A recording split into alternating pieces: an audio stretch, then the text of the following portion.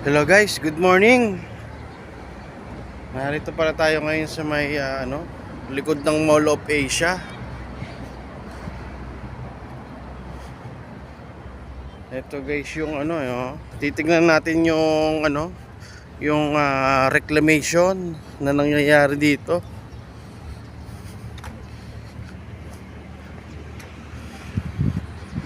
Ito guys yung building ng MOA, Mall of Asia. Ngayon, sisilip tayo ngayon dito sa may ongoing reclamation. Ayun. Daming barko na dead dredge. Kung mapapansin nyo, yun guys, parang may nabuo ng isla. Ang haba na. Hanggang doon sa likod ng CCP complex. Ayun yung isla na reclaim. Para na siyang disyerto.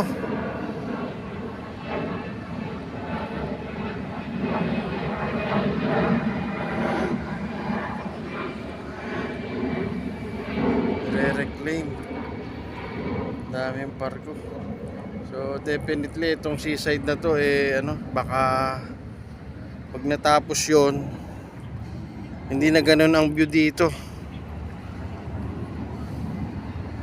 Doon na yung pinaka view sa likod ng isla na matatapos. Metro Manila Bay Reclamation Area.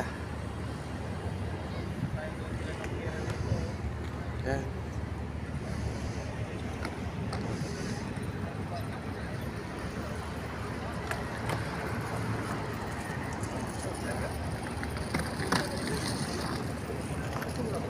More or less baka mahina 5 to 10 years ang reclamation nito.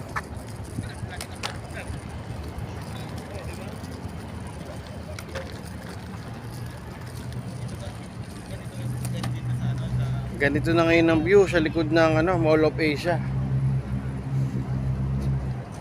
Mga dredger, mga draga na nagtatambak ng buhangin at lupa doon sa nire-reclaim.